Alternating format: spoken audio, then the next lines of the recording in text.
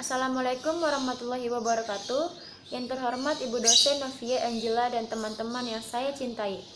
Perkenalkan, nama saya Nila Kusuma Dewi, mahasiswa Universitas Esa Unggul, Fakultas Ilmu Komunikasi, Program Studi Hubungan Masyarakat dengan nomor induk mahasiswa 202105021184. Pada kesempatan kali ini, saya akan menjelaskan mengenai ragam bahasa. Sebelum kita bahas mengenai ragam bahasa, mari kita bahas tentang bahasa Indonesia terlebih dahulu. Bahasa Indonesia adalah bahasa resmi bangsa Indonesia. Ketetapannya dituangkan dalam Undang-Undang Dasar 1945 Pasal 36 yang menyatakan bahwa bahasa negara ialah bahasa Indonesia. Namun tidak semua orang menggunakan tata cara atau aturan-aturan yang benar. Oleh karena itu, pengetahuan tentang ragam bahasa cukup penting untuk dipelajari secara menyeluruh dan dapat digunakan dengan baik dan benar, sehingga identitas kita sebagai bangsa Indonesia tidak akan hilang. Dan pengertian ragam bahasa itu sendiri adalah bentuk bahasa yang bervariasi menurut konteks pemakaian, seperti topik yang dibicarakan, hubungan antar pembicara, dan medium pembicara. Dalam pengertian ini, ragam bahasa berkontras dengan dialek, yaitu varian dari sebuah bahasa yang berbeda-beda menurut kelompok pemakai atau wilayah penuturan. Faktor penyebab terjadinya ragam bahasa. Yang pertama, faktor budaya. Faktor budaya adalah setiap daerah atau setiap provinsi mempunyai kultur atau kebiasaan yang berbeda seperti wilayah Jawa, wilayah Kalimantan, dan wilayah Sumatera atau provinsi yang lainnya yang ada di Indonesia. Yang kedua, faktor sejarah, yaitu setiap daerah memiliki perbedaan cara komunikasi atau bahasa komunikasi yang digunakan sehari-hari yang diturunkan oleh nenek moyang dari daerah tersebut. Dan yang ketiga, ada faktor perbedaan demografi. Setiap daerah memiliki daratan yang berbeda, seperti wilayah di daerah pantai dan pegunungan, yang biasanya cenderung menggunakan bahasa yang singkat dan jelas, dan dengan intonasi volume suara yang besar dan tinggi.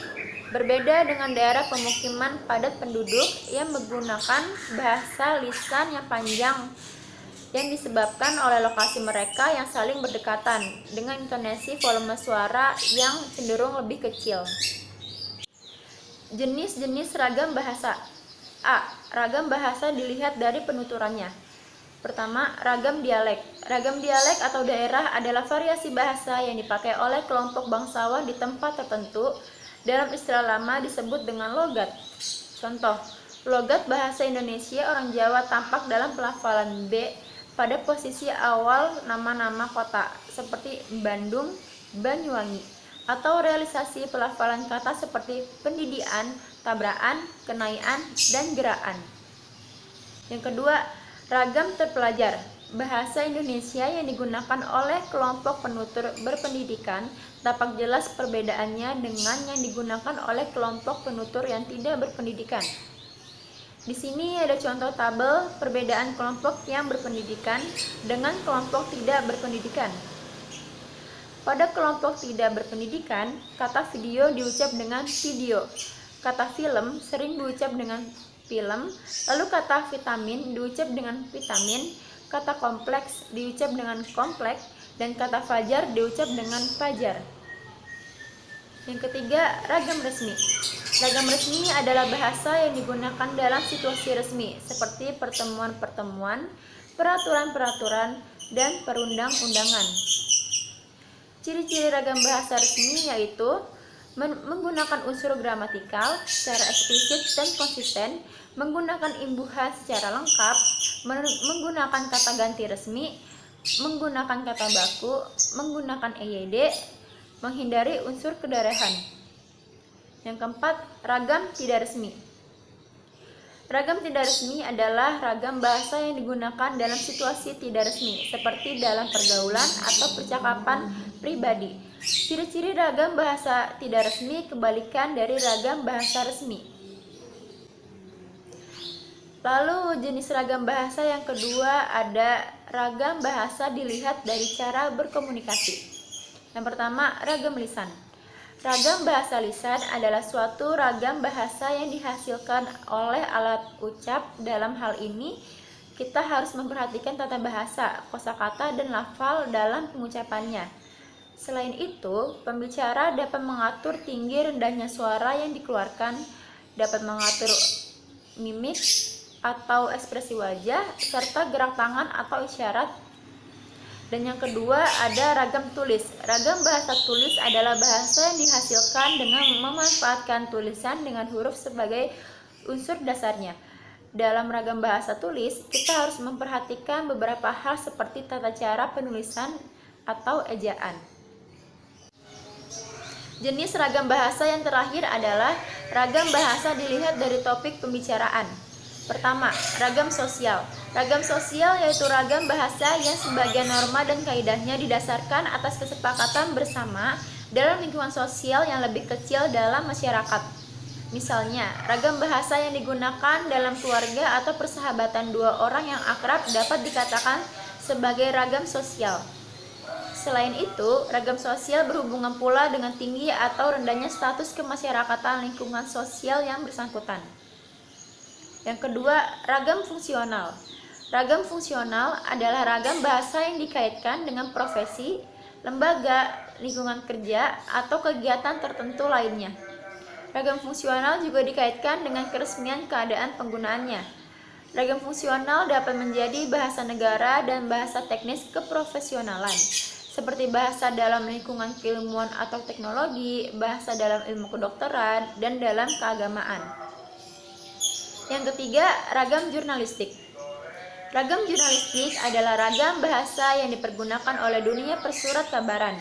Dalam perkembangan lebih lanjut, bahasa jurnalistik adalah bahasa yang dipergunakan oleh seluruh media massa, termasuk media massa audio, contohnya radio. Ada audio visual, contohnya televisi, dan multimedia, contohnya internet. Yang keempat, ragam sastra. Ragam bahasa sastra memiliki sifat atau karakter subjektif, lentur, konotatif, kreatif, dan inovatif. Bahasa sastra ialah bahasa yang dipakai untuk menyampaikan emosi, pikiran, fantasi, peristiwa, dan hayalan, serta penghayatan lahir dan batin. Bahasa dalam ragam sastra ini digunakan sebagai bahan kesenian, di samping sebagai alat komunikasi. Untuk memperbesar efek penuturan, dikerahkan segala kemampuan yang ada pada bahasa. Yang kelima, ragam hukum dan politik. Bahasa politik berisi kebijakan yang dibuat oleh penguasa dalam rangka menata dan mengatur kehidupan masyarakat. Dengan sendirinya, penguasa merupakan salah satu sumber penutur bahasa yang mempunyai pengaruh yang besar dalam perkembangan bahasa di masyarakat. Salah satu ciri khas bahasa hukum adalah penggunaan kalimat yang panjang dengan pola kalimat luas. Karena dalam bahasa hukum, kejelasan norma-norma dan aturan terkadang membutuhkan penjelasan yang panjang lebar, jelas kriterianya, keadaan, serta situasi yang dimaksud. Kesimpulan, ragam bahasa adalah variasi bahasa menurut pemakaian yang berbeda-beda menurut topik yang dibicarakan, menurut hubungan pembicara, kawan bicara, orang yang dibicarakan, serta menurut medium pembicara. Ragam bahasa ini timbul karena latar belakang budaya, sejarah, ataupun letak demografi.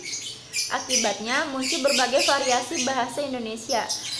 Ragam bahasa ini memiliki berbagai macam jenis yang dibedakan berdasarkan 3 hal, yaitu cara berkomunikasi, cara penuturan, dan topik pembicaraan. Dilihat dari cara berkomunikasi, ragam bahasa dibedakan menjadi 2, yaitu lisan dan tulis. Dilihat dari cara penuturan, ragam bahasa dibedakan menjadi ragam dialek, ragam terpelajar, ragam resmi, dan ragam tidak resmi. Dilihat dari topik pembicaraan, ragam bahasa dibedakan menjadi ragam sosial, ragam fungsional, ragam jurnalistik, ragam sastra, ragam politik, dan hukum. Sekian penjelasan materi ragam bahasa dari saya. Jika ada kekurangan dalam penjelasan, saya mohon maaf. Selebihnya saya ucapkan terima kasih dan semoga bermanfaat bagi teman-teman semua. Wassalamualaikum warahmatullahi wabarakatuh.